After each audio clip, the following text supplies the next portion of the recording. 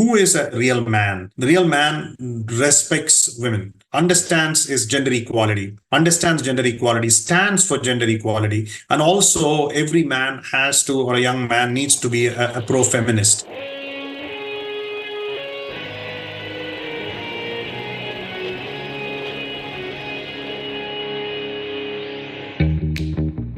Welcome to Back to the Future podcast. My name is Victor Sathya, and I talk with brilliant minds and hearts of people who want to uproot and transform the current health and wellness paradigm.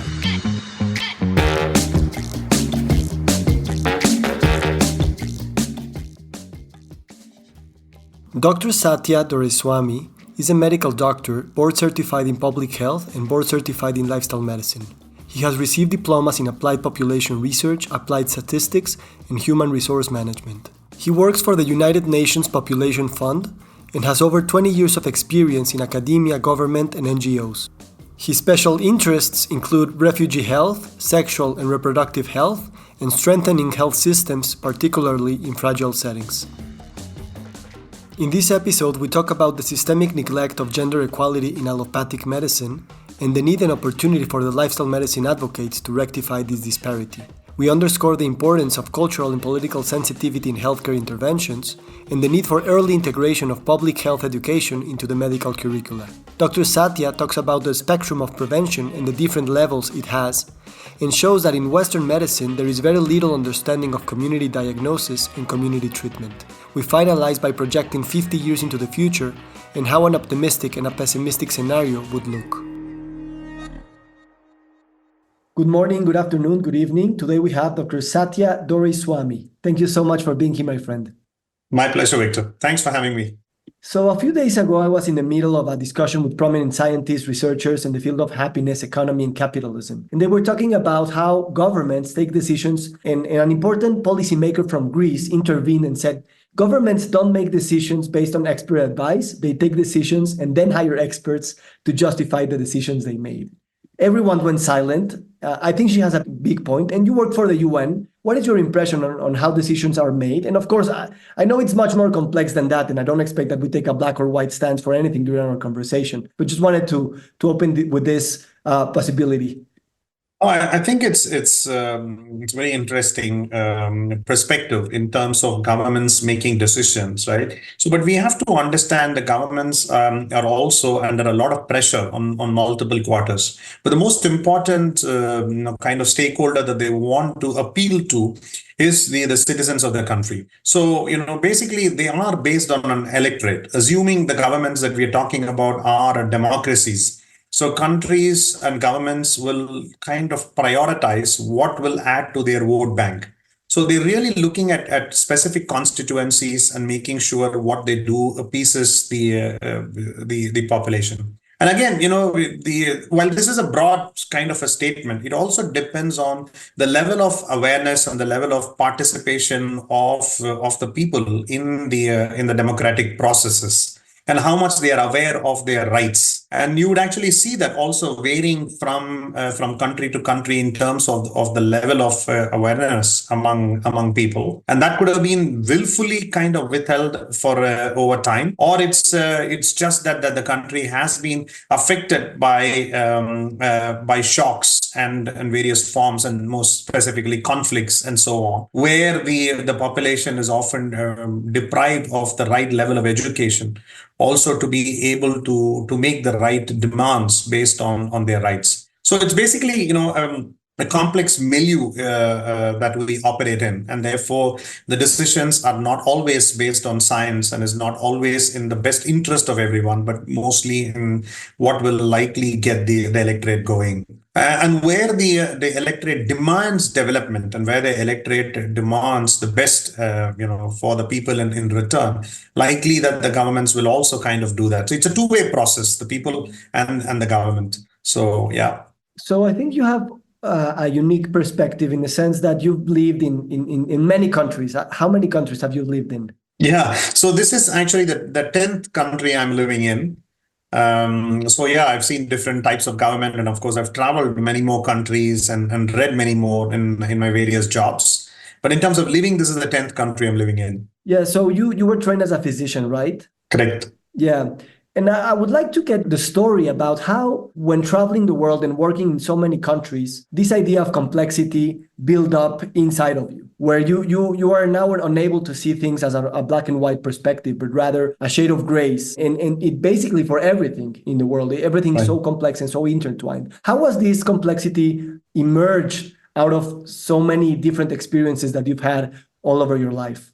Yeah, so with the complexity, what I would also kind of say in terms of the variability that you see in different countries, and again, I kind of draw in from the first response to the question. Right, we're really dealing with two entities here. One is basically the government and the people. And in democracies, you would think that the it's by the people for the people, so it's really driven by people. But in many instances, it is not the case. And some of the countries that I worked in, which are developmentally backward countries where there is questionable level of democracy. So therefore, what we want to say is that in any country that you work in, there are two kinds of sensitivities that one needs to have. So one is the culture sensitivity, which is basically you understanding the people and the milieu that you work in.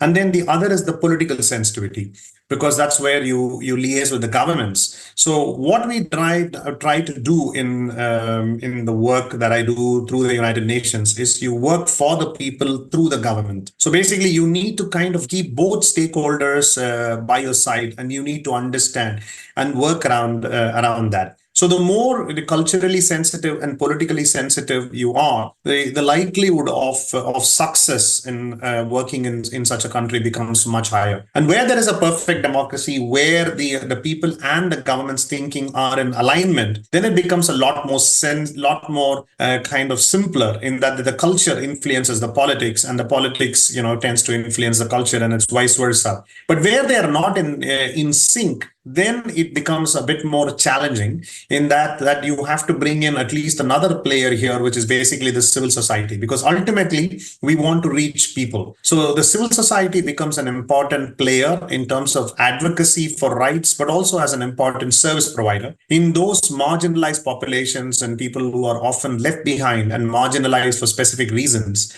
Then we have to find ways of working through the civil society to reach them. So all in all, the response to your question is, as long as you're able to handle the cultural sensitivity and the political sensitivity in the country that you're working in, it's very likely that you will kind of succeed in your mission. Mm. And how has your understanding about the complex nature of politics, of health, of basically everything built inside of you over time? I'm very interested about how we open our minds, but also we weave ideas, knowledges, doctrines into we try to be a coherent whole. Mm-hmm.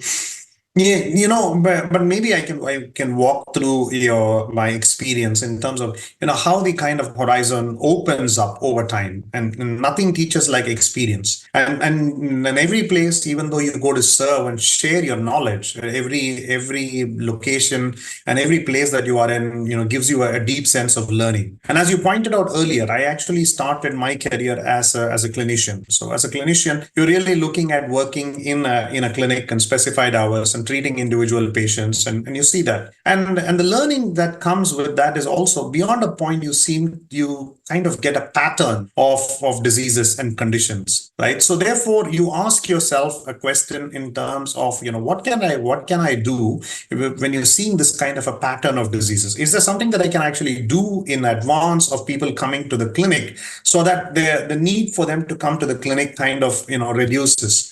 So therefore, that's when the whole spectrum of public health comes in, and basically, I trained to be a primary healthcare physician. So the place where I started working first, and in rural Tamil Nadu in India, was a rural district primary health center. So which had a catchment population of about 27,000 people. The learning that I had was quite immense, in the sense that apart from being a clinician in the morning, in the afternoons we had a schedule of doing a specific public health kind of an intervention. So you learn from that experience and actually see how much there is a respect that you actually gain with people. The more you interact with them and the more you go into the community and have a community discussion, and what we sometimes call within public health is community diagnosis and a community treatment rather than an individual diagnosis and treatment. So you bring that learning into your thinking, and then you take your thinking into the next level, where you now have where I started working in refugee health in particular. So basically,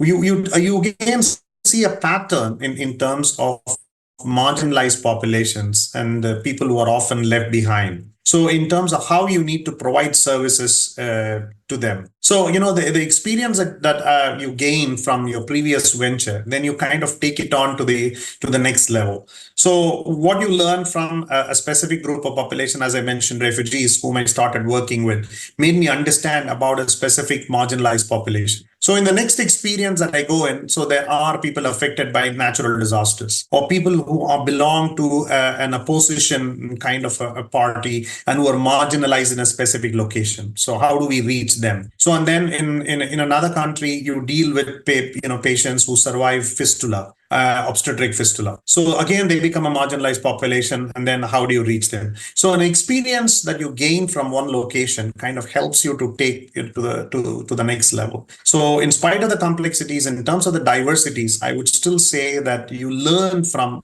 patterns, and you learn from one setting, a group of people that you work in, and then kind of take that to the next setting that you go into. Yeah, let's pause in that point for a second, because I think that there's a big thing here. Like in health professions, like the focus is on the individual, on the patient, and on public health, you tend to see the whole picture. However, when you're trained in one or the other, there's basically not much of things they have in common, both in the theory when you're learning, but also in the practice when you're doing public health or individual consultations one-on-one.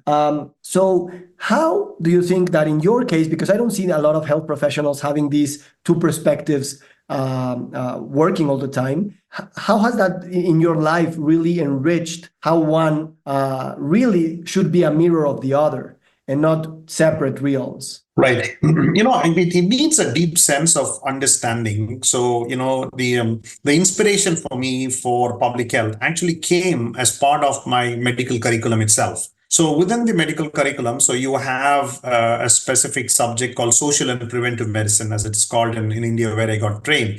But in other places, it's sometimes called community medicine. In others, it's just simply called public health. So it's kind of has a very similar kind of a thinking. So the basic inspiration for a clinician on the social and the preventive side of medicine should come on very early as part of the training itself and as part of the medical curriculum itself. If you don't do that, and if you just train a clinician just on the diseases and treating the diseases, not the holistic person that you're dealing with, then you're really missing an opportunity there. So it's important that we have, good teachers and, kind of people who motivate and inspire you as part of the medical curriculum when it comes to social and preventive medicine. That's really the starting point. So if you really study the social and preventive medicine well, what we will learn is that even treatment is a form of prevention. And particularly this applies to communicable diseases, like tuberculosis, HIV, to name a couple of these diseases, where you treat a patient to make sure that they do not kind of carry or spread the disease to others. So treatment is also prevention.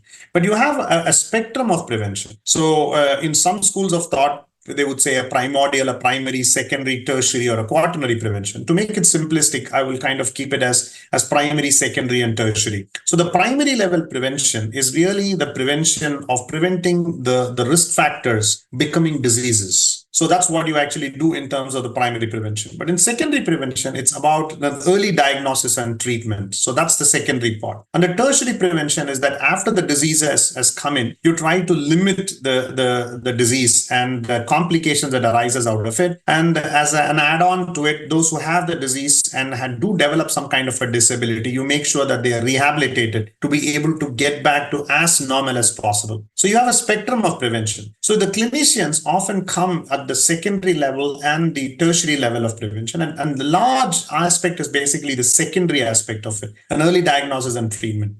But you have multiple other professionals who have a very important role in the primary setting, as well as in the case of the tertiary slash the quaternary part, which becomes more rehabilitation in terms of caregiving and so on. So the primary level, you have multiple actors, and these actors look upon on clinicians to be able to capacitate them and also provide them with the right kind of evidence and knowledge. Who better than teachers to be able to reach school students, or social workers who go home to home and reach people with information, vaccinators who do the vaccinations. So you have a lot of kind of actors who kind of really be the support mechanism around the clinicians to be able to take the full spectrum of preventive activities. But the realization is important. But if the physician just restricts themselves to the diagnosis and the treatment part, which seems the more fancier part, that's a mind shift that needs to be changed very early on before they settle into the career. So public health education as part of the medical curriculum becomes extremely important. Specialization is somebody who really wants to focus on that, but that's too late. So it has to happen much earlier. And that's why in many parts of the world, there is also a call to make primary healthcare and public health knowledge aware, even in your schooling times, to be able to understand the principles of public health. Why do you think that in the 20th century, we separated the two with such a wide gap in education and institutions and governments? Why did this happen?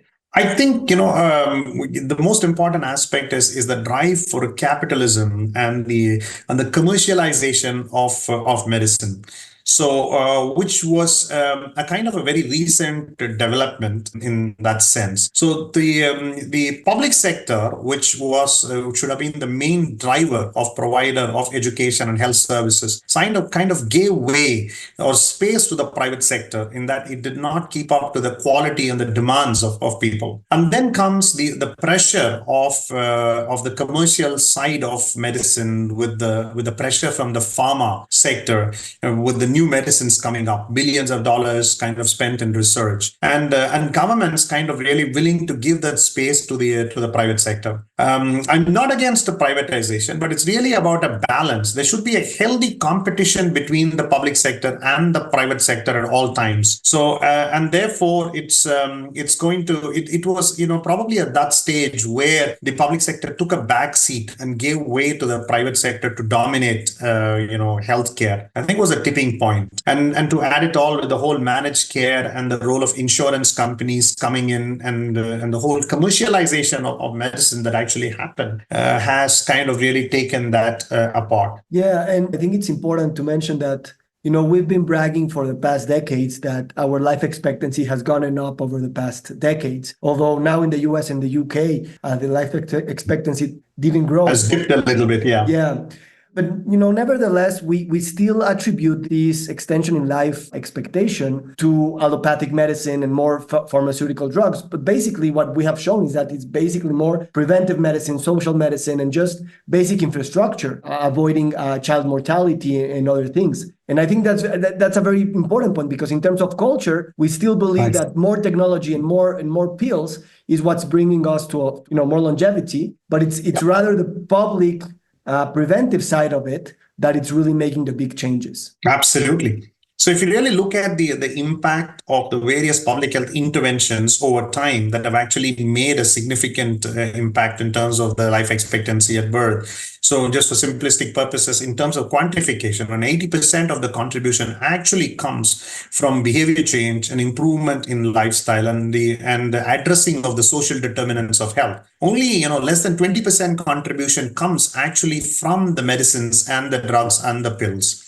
So that kind of awareness is extremely critical. And nothing like vaccination and water and sanitation improvements that have actually happened have cut down the kind of diseases that people were losing lives to. So, but now comes a completely a different challenge with the rise of non-communicable diseases. And where we see is an equivalent of a vaccine and an equivalent of the social determinants that, in terms of communicable diseases, it's basically the lifestyles which are having an impact clearly on the non-communicable diseases. And the fact that the places that we are seeing a small dip in the life expectancy at birth is basically because of the deteriorating lifestyles. So you see the previous generations probably even had a much healthier lifestyles than the successive generations. So therefore, just as an equivalent of the vaccination movement that happened, we need a lifestyle movement when it comes to non-communicable diseases. Yeah, we'll go there, definitely. But I've been a bit frustrated because in the past years, I've been reading so much. There are a lot of papers from JAMA, from the Lancet, from the World Health Organization, pointing to this fact that, the big part of the pie comes from lifestyle and from preventive and social approach to health, and not the pharmaceutical and the medical, which is okay, but that's not really driving communicable disease.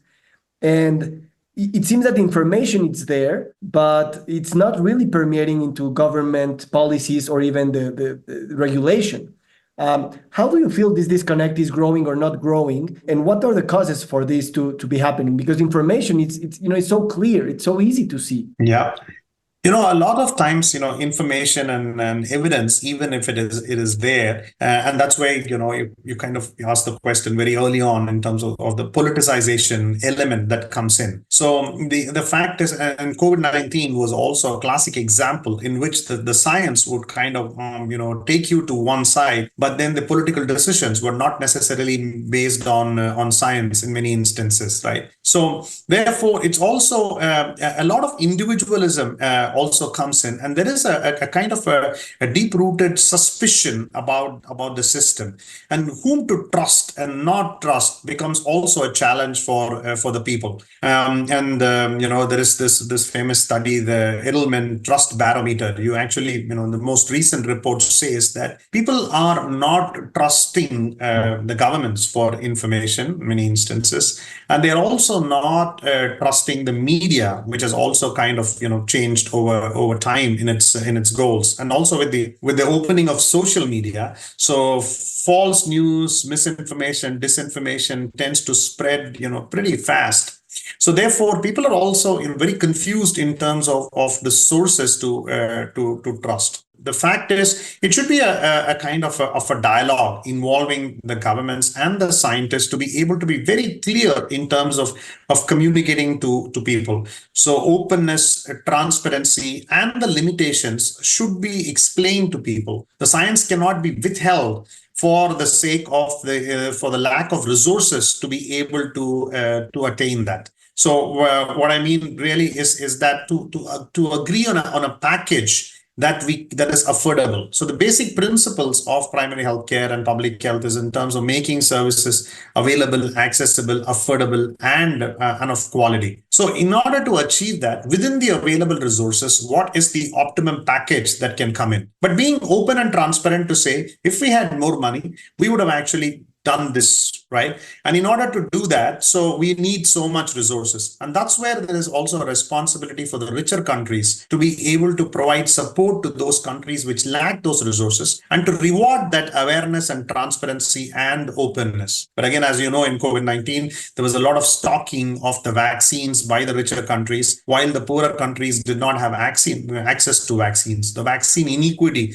is one such example. Yeah, and it's sad because, commercial interests, and it's not that we're against the privatization of parts of healthcare, but right. But sometimes the science comes very attached to the way we produce that science, and who's financing those studies, and who's putting that information forward. And I think that Right. this adds a lot to the complexity. And I think one other example, you've already mentioned marginalized societies. And I met you a few weeks ago in Qatar. You were giving a talk on lifestyle, but you took a different approach, or not a different approach, but a new approach in terms of when we hear about lifestyle. You talked about engendering lifestyle, and you talked about the epistemological and the even ontological asymmetries that we've built for the female body in our culture, in our science, in our technology. And lifestyle and women have been basically been relegated to reproductive medicine or reproductive health. How is this issue of gender in lifestyle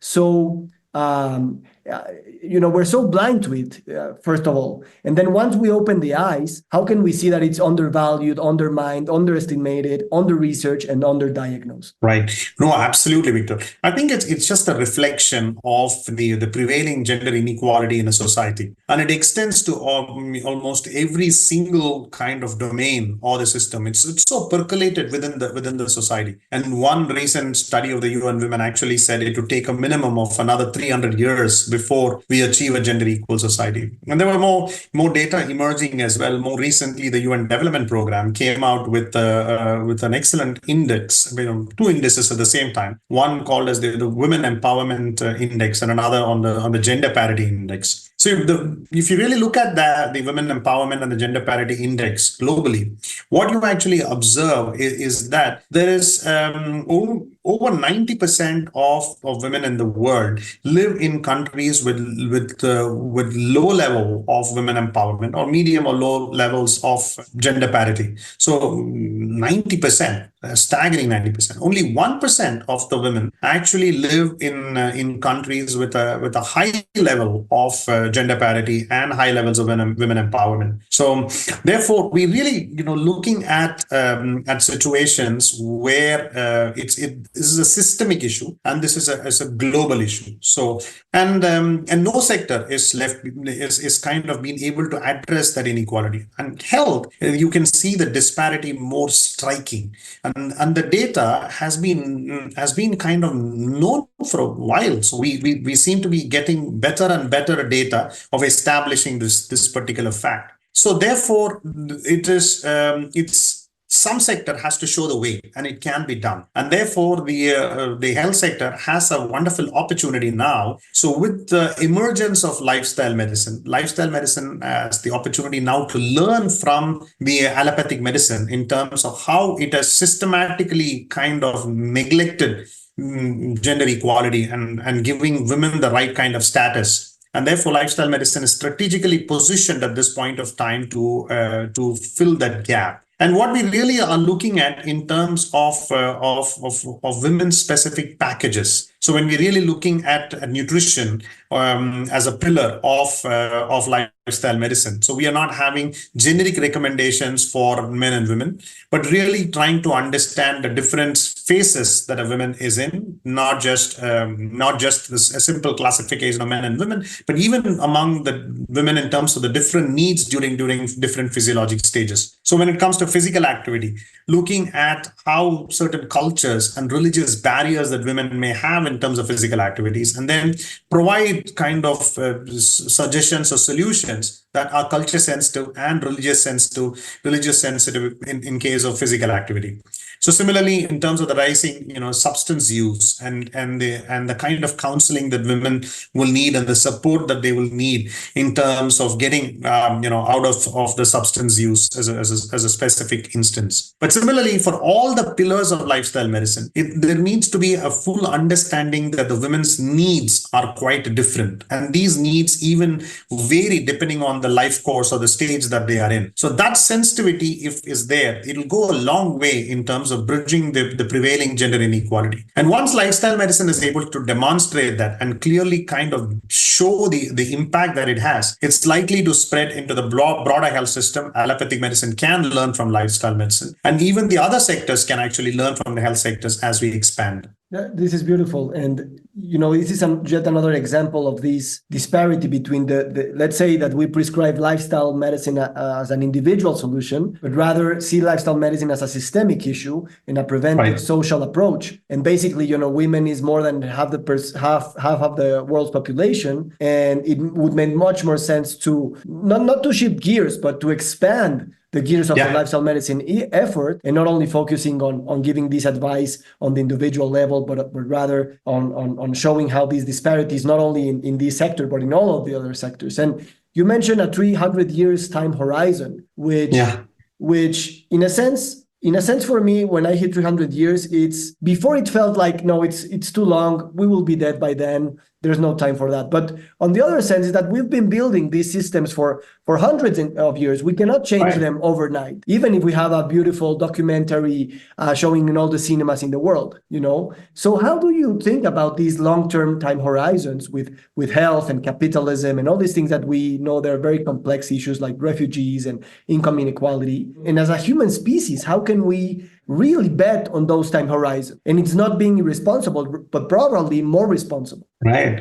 This is a great question. Really, the future is in the hands of young people, as you always say, right? So it should be a generational shift and change that should happen. And what we should be calling for is a greater sensitization of younger people on and where we are headed. So it's of course the starting point is in terms of a longer term vision. So you have to look at those people, the ones that can actually bring about a change over a period of time and then carry it on in the successive generations. So focusing on young people, catching them young, and schools become a very important location for the intervention of sensitizing them in terms of gender equality. You see many of the ads globally in terms of kind of mentioning who is a real man. The real man respects women, understands gender equality, stands for gender equality, and also every man has to, or a young man needs to be a pro-feminist and understand the other sex and what their needs are and be receptive to it. So young people in general and young men in general will be the starting point for me in terms of the sensitization process. And at the same time, young girls should stand up for themselves. They should be very clear about what their rights are, and they should be empowered and equipped to be with the right kind of knowledge and the skills to be able to stand up for themselves. So this is the young kind of movement that you need to bring in. But at the same time, we also need a good kind of an approach in terms of a legal framework, a regulatory framework, also to be able to support and make the systems more equitable, and in terms of supporting women and making sure that their needs are systematically kind of met. So therefore, it will be a combination of education and sensitization of the younger generation, but also bringing in the aspects around regulation and legislation and friendly policies, which kind of really take it towards taking a women-centered approach. So yeah, these are some of the ways that we can go about. How do you deal with feeling so small, so impotent about this big thing that needs to happen? Like, so many, I think we have a very good grasp of the things that need to happen over the course of the next decades. The task seems so big, and there's enough reasons why hope can be wiped out, because this conversation where we take 30 minutes of our time to go deep into a topic, and it's scarce, in terms of time, in terms of attention, in terms of available information, in terms of, how you personally deal and the narrative you use to be able to wake up every morning and just smile and go and move. Yeah, I think we have to believe that we can actually make a difference, right? So, and the difference starts at an individual level. I have two daughters, and both daughters are in college at this moment. And I'm really, I adore them when they speak up for themselves, when they talk about their rights, so not just their rights, but also rights of women and girls in general. So at least I feel that I have done my part as a parent in providing that platform for my two daughters to be able to bring themselves out in a way. So therefore, what I'm able to do at a personal level with my daughters, I believe that it's also possible to do if I inspire the communities out there to be able to take up that as a responsibility, and to make sure that they empower their women, and empower their daughters to be able to come to that level. But at the same time, also make sure that their boys understand and respect girls. And that kind of a role as a parent becomes important. But in terms of my job, we really have to look at opportunities, and look at creative options, basically, to be able to take programs to scale. We are not talking about small projects of here and there with a lot of resources, but everything that you do, you have to be creative and to think about how can you take an approach or a program to scale, and how you can sustain it over a long period of time. So that creativity and that eagerness to make a difference, and also to a responsibility of what I'm able to do with my daughters, the world should be able to do to everyone, to every single girl out there, then becomes a drive, a force, that you use to motivate yourself to kind of take it to that level. Yeah, I love this answer, and I've been through a rough week. Last week I was in Vandana Shiva. Right. Yeah, we were in an event. She was here in Mexico, and in the middle of her conference, I had an anxiety attack. She was describing this situation in India, where so many people who worked in the fields and in agriculture had to commit suicide because Monsanto was patenting the seeds. They weren't allowing them to store the seeds for the next harvest. The soil became eroded, and they lost their livelihood. It was a big thing. And, the anxiety obviously came because of all this suffering, but it also came because, we have like two different worldviews. And people from one side and the other side, they're not bad. They're not corrupt. They're not, there are some of them are corrupt, some of them are whatever, but mainly people really trying to do things as the system tells them that the world works. And actually, in this specific week, I've been very, like, I don't know, probably that's why I got sick too, because my mind couldn't really understand how, and in a sense, it does lose hope. And I think that's a paradox of our system. It's even a tragedy of the system, but that you don't feel that you make a difference. And that's so pervasive. And so, it gets you to a point of cynicism and indifference. Yeah. Yeah. Right. Now I empathize with you. I'm so sorry that you had to go through that. But the thing is, you have to ask yourself, if not us, who else? So therefore, we have to kind of drive. So every time, and I really, I kind of like when people say, you never fail, you fall, and then you get back. Right. So there will be days such as these when you feel down, but then you have to pick up your energy for the people whom you're here to serve. And therefore, we have to continue to generate new ideas every time. So that energy has to be drawn from inside to be able to make a difference. So, yeah.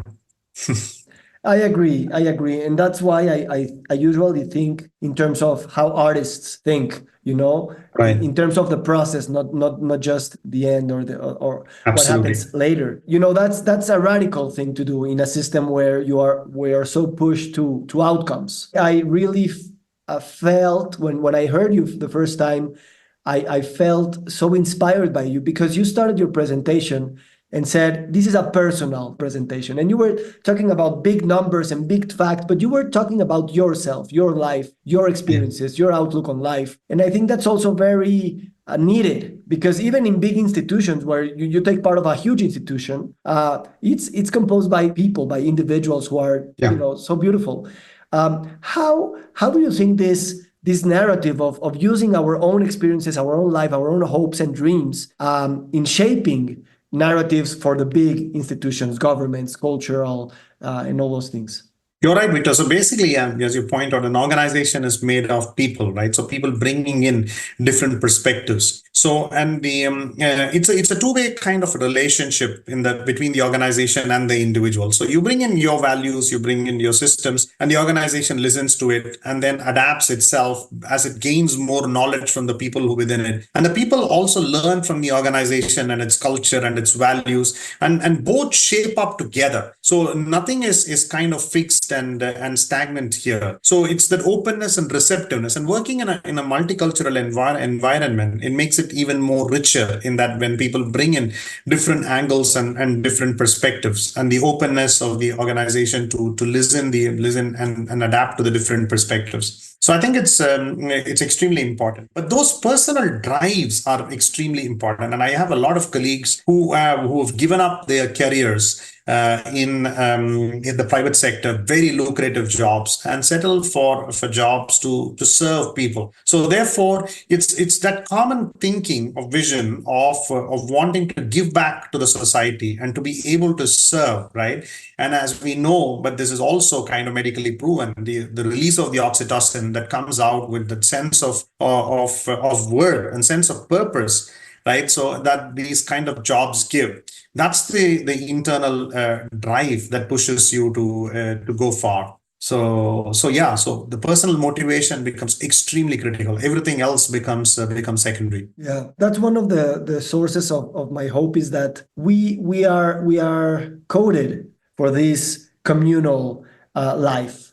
And we've been in the past decades, centuries, focused on the individual part of it, and we have enough distractors that also work at the level of oxytocin and other, that distract us from So that's that. I think we're in that point in history where there are enough reasons or enough triggers for us to be distracted and destroy ourselves. But also there's enough experience and felt lived experience where we can, instead of drinking a Coke, hugging someone, it's much better for everyone, and it will go to that level of intuition rather than just knowledge and education. Absolutely. And I sense that in our species is in that sense, we have all the opportunities in that respect, more than our ideas. Absolutely, Victor. No, totally. So that humanity is the driver of all the work, just to understand the pain of a fellow human being and to empathize and to be able to try to do something, even if you can't do something, but at least to listen and just to say that there is a shoulder to cry. That's a bare minimum that we should be able to do, and that only will keep the humanity going. Otherwise, there's no other purpose. Yeah, and that's the other thing. Like, community is the means, but also it's the end. So we fulfill the mission by fulfilling it, and that's a radical thing also. Absolutely, in our system. So just to start closing up this conversation, which was amazing. Thank you so much. I tend never to ask these questions because I don't like seeing it this way. But when I invited you to the podcast, and the last thing that it occurred to me that I wanted to ask you is, let's think in a 50-year scenario. Let's say that we are today in 2074. What would be an optimistic scenario and a not so bright scenario in terms of these syndemics that we're living? Where we have animal health connected to human health, planetary health, social health, non-communicable disease, income inequality, all these things that are really intertwined, and they're not separate issues. How would you characterize two scenarios, one hopeful and one not so optimistic?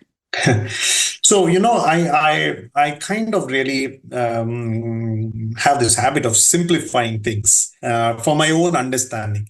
And for me, there are only two major challenges that remain in healthcare. So one is in terms of the inequity that prevails, and the second is in terms of the lack of quality of services. So these, to me, are the two drivers of diseases and ill health. So one, you need to have coverage of information and services. Everyone, a universal coverage for information and services should be there. And secondly, you just have to make sure that these are of the right quality. So in the best case scenario, we are really looking at an equal world. Everyone gets the same level of information and everyone gets the same level of services, and all of them are of optimum quality. So that optimum quality is definitely there, but some, of course, 100% equal world is not going to be possible. And to be a realist in that, maybe a little kind of up and down a bit,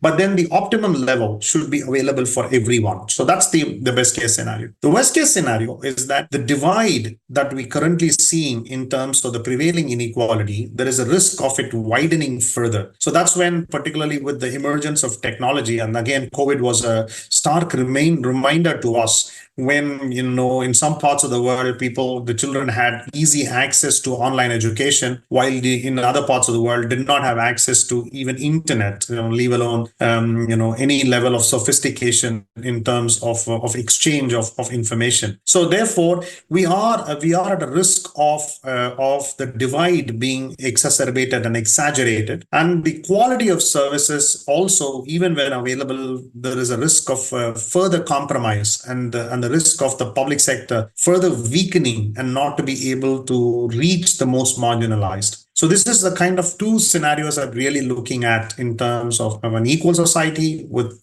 an optimum quality of service, or the worst case scenario of a widening inequity and with the further compromise of quality of information and services. Do you think that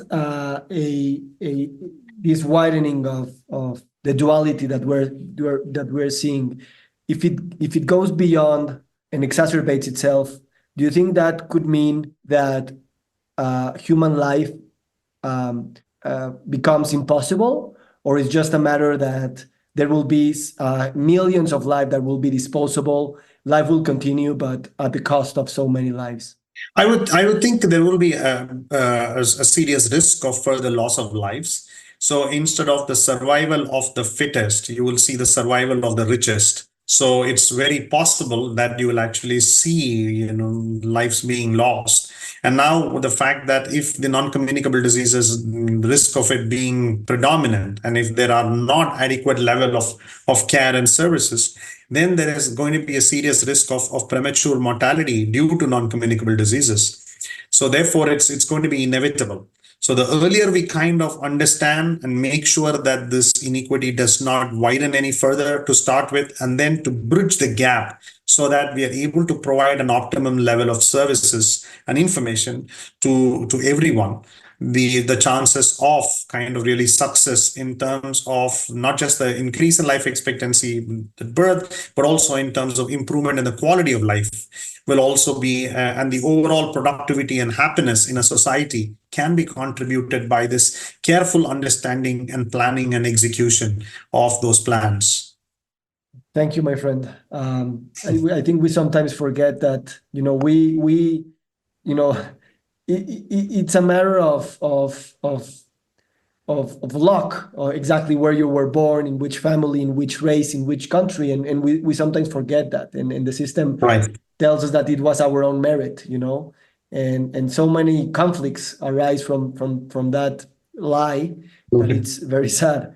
To conclude this conversation, what's your plan for the next few years? What motivates you and what makes you smile?